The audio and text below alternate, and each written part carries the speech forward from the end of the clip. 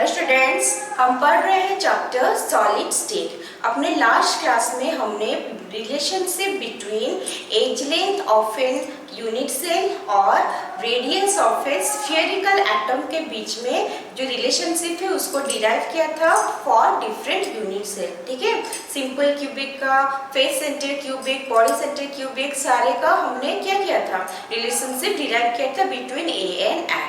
Okay, और आज के क्लास में हम पढ़ने वाले हैं अबाउट पैकिंग एफिशिएंसी। ठीक है, तो ये पैकिंग एफिशिएंसी क्या चीज होता है? अच्छा, हमने ये पढ़ा हुआ है कि अगर हम कोई यूनिट से ले रहे हैं और वहाँ पे हमें सारे एटम्स को अरेंज करना है तो हम उसे एक क्लोजली पैकिंग में उसका अरेंजमेंट होता है।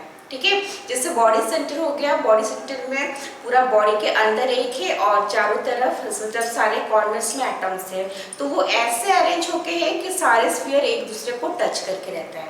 ठीक है, जैसे हमारा सिंपल क्यूबिक में सिर्फ कॉर्नर्स में है एटम्स, वो भी उसी तरह अरेंज होके है जिस तरह वो एक दूसरे को टच करके रहते हैं। फेस सेंटर में भी कॉर्नर्स में है, फेस के सेंटर में है, लेकिन अरेंजमेंट उस तरह है कि सब एक दूसरे को टच करके रहते हैं। ठीक है, तो हमारा जो सॉलिड का अरेंजमेंट रहता है वो ऐसे ही अरेंजमेंट रहता है कि जैसे क्लोज पैकिंग उसका हो सके। बट द क्वेश्चन इज, जितना भी क्लोज पैकिंग हो सकता है अगर हो भी गया तो भी क्या एक यूनिट सेल का पूरा जगह जो है, पूरा स्पेस जो है, क्या एटम्स उसको ऑक्युपाई करता है? क्या उसमें कुछ भी खाली जगह नहीं रहता?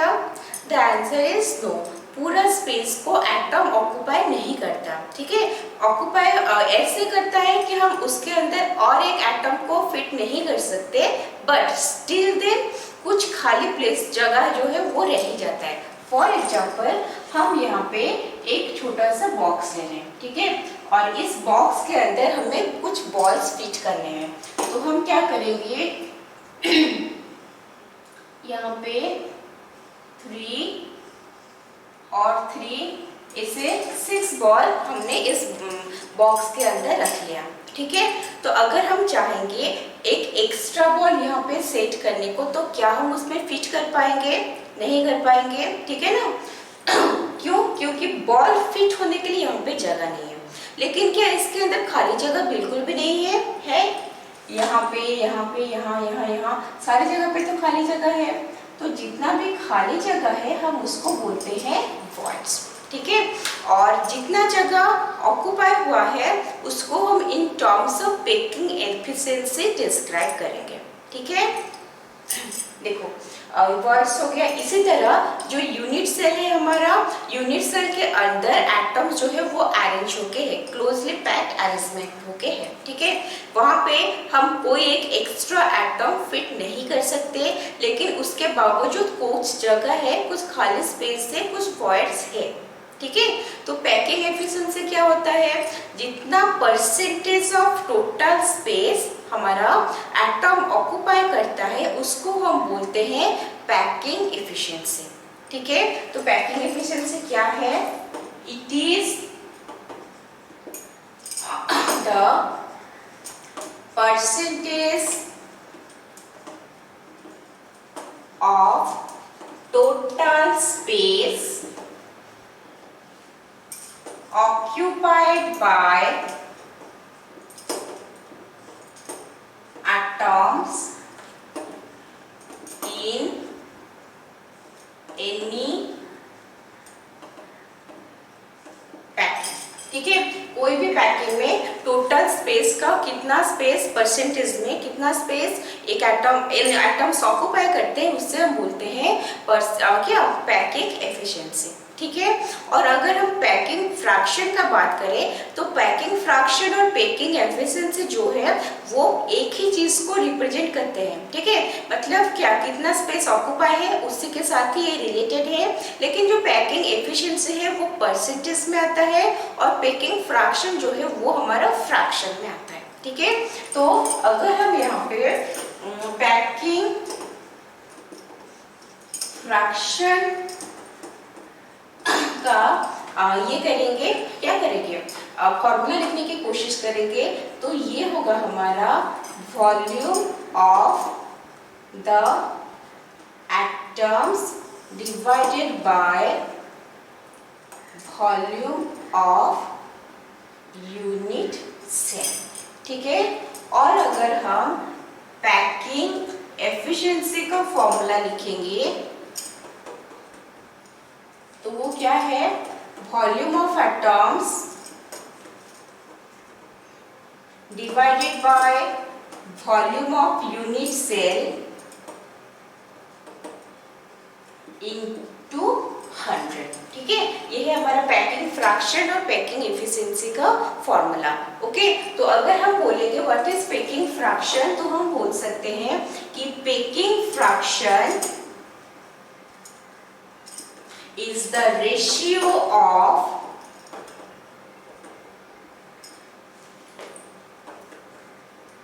Volume of atoms to that of volume of unit cell. ठीक है, ये हम बोल सकते हैं, और हम बोल सकते हैं कि it is the total space, it is the fraction of the space occupied by atoms in an unit cell. ठीक है, ऐसे समझ में। ओके, इसको लिख लो, फिर हम एक एक यूनिट सेल का कितना पैकिंग फ्रैक्शन होता है, कितना पैकिंग एफिशिएंसी होता है, वो कैलकुलेट करेंगे। ठीक है, चलो लिखो इसको।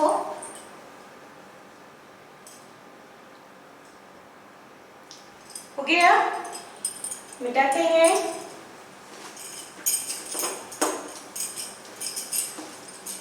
तो हम जब different type of unit cell का क्या पैकिंग एफिशिएंसी निकालेंगे, इसके पहले हमें relationship between edge length and radius of the atom का रिलेशन जो है वो चाहिए सारे यूनिट सेल के लिए। ठीक है, for simple cubic unit cell हमने लास्ट क्लास पढ़ा हुआ था।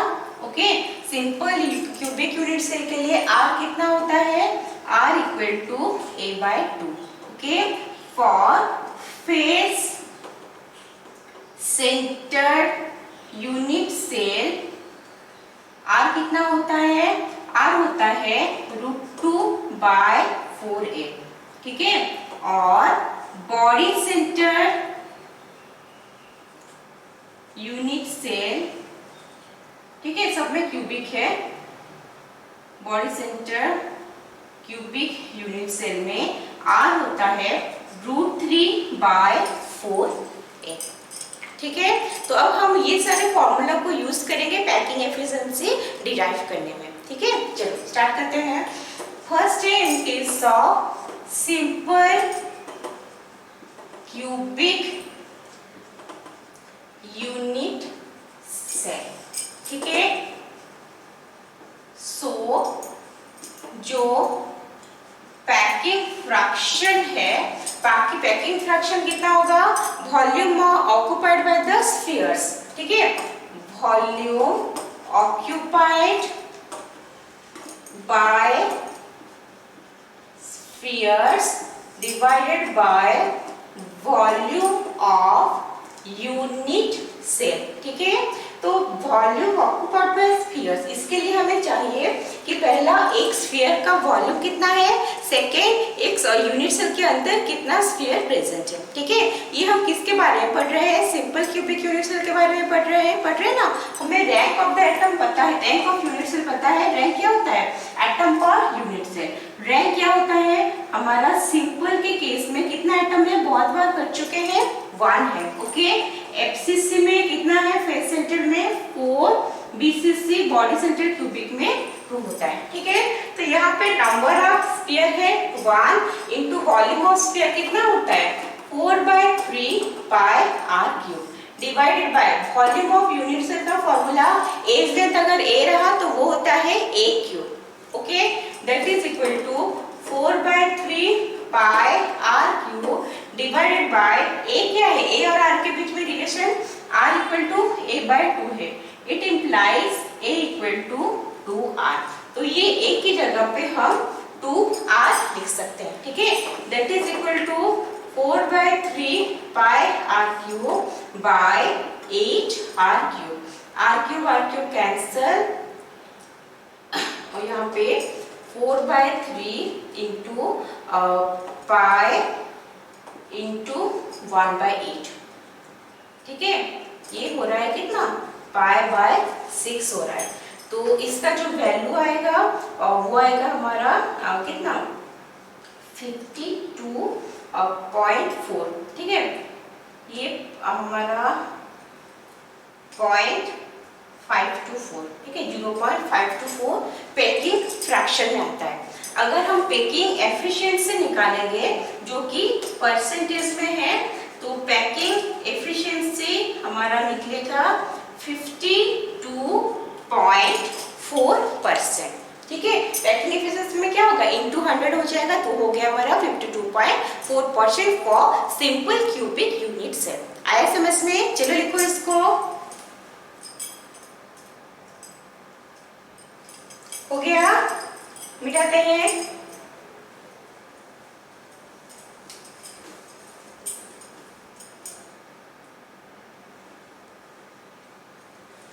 नेक्स्ट नंबर 2 में हम करेंगे for face centre cubic unit cell. तो पैकिंग फ्रैक्शन के लिए क्या करेंगे, volume occupied by sphere by volume of unit cell that is equal to, अच्छा हमारा फेस सेंटर क्यूबिक में अब एफसीसी में रैंक कितना है, एफसीसी का रैंक होता है 4, मतलब 4 नंबर ऑफ एटम प्रेजेंट है। सो 4 इंटू एक स्फीयर का volume 4/3 pi r cube divided by unit cell का वॉल्यूम ए क्यूब पता है, that is equal to 4 into 4/3 pi r cube by r है √2/4a। सो a कितना होगा, 4/√2r, ठीक है, 4/√2r का cube that is equal to 4 into 4/3 pi r cube by 4/√2 का क्यूब आर क्यूब कैंसल, यहाँ पे 4 इंटू 4/3, ओके, डिवाइडेड बाय ये कितना आएगा, ये आएगा हमारा 64 डिवाइडेड बाय √2 का 2√2, so that is equal to 4 into 4/3 into 2√2 by 64, ठीक है।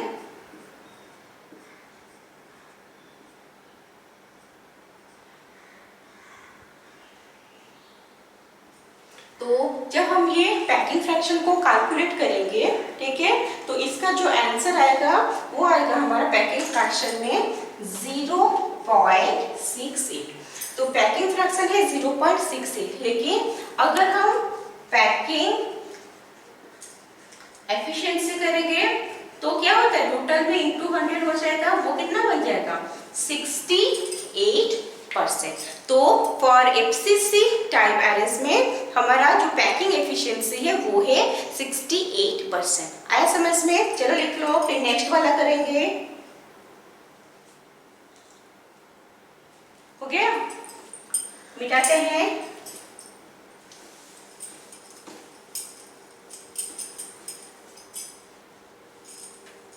नेक्स्ट है number 3, body centre cubic unit cell, ठीक है। So volume occupied by sphere में पहले देखेंगे नंबर ऑफ स्फीयर कितना है, नंबर ऑफ एटम कितना है बीसीसी में 2 इंटू एक स्फीयर का volume 4/3 pi r cube by volume of unit cell equal to a cube. So 2 into 4/3 pi r cube by a कितना है, और r इक्वल टू √3/4 है, सो a इक्वल टू 4/√3r। तो यहाँ पे लिखेंगे 4/√3r का whole cube. So 2 into 4/3 pi r cube divided by ये हमारा हो जाएगा कितना 64/27 r cube cancel, 2 into 4/3 into 27/64, ठीक है। हाँ, एक पाई भी है। तो जब हम इसको टोटल कैलकुलेट करेंगे तो ये हमारा आएगा 0.74। कौन आएगा? Packing fraction. Next, packing efficiency जो इंटू 100 से आएगा वो कितना आएगा? ये अगर 74 आया तो ये आएगा हमारा 74%, मतलब 0.74 आया तो हमारा एफिशिएंसी आएगा 74%। ठीक है, लिख लो इसको।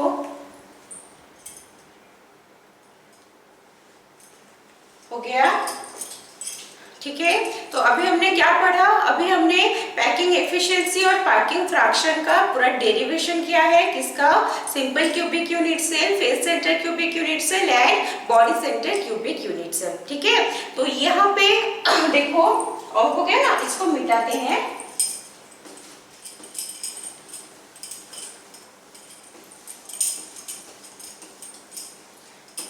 तो हमारा जो पैकिंग एफिशिएंसी है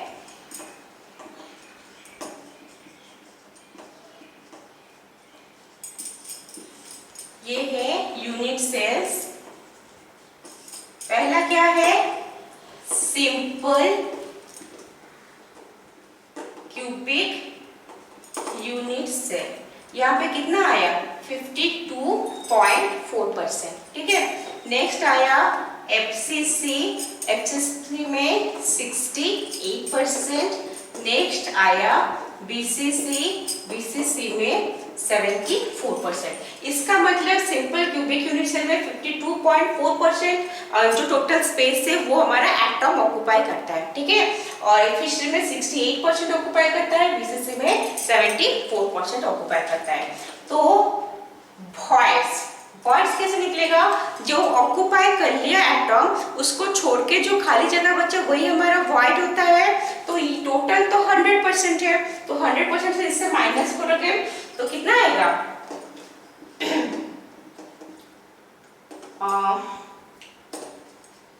47.6% वॉइड आया सिंपल क्यूबिक में। एफसीसी में कितना आएगा? 32%, यहाँ पे 26%। ठीक है, तो ये हो गया हमारा यूनिट सेल का packing efficiency and voids in A tabular form. चलो लिखो इसको।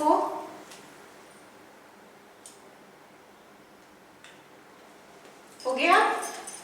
तो ये हमारा क्या हो गया? पैकिंग एफिशिएंसी एंड वॉइड सारे यूनिट सेल के लिए हमने डिराइव कर लिया। ठीक है, तो आज का क्लास यही खत्म करते हैं। अपने नेक्स्ट क्लास में हम कुछ एक नया चीज पढ़ेंगे in the chapter solid state. Okay, till then mindfully पढ़ाई करते रहो। ओके।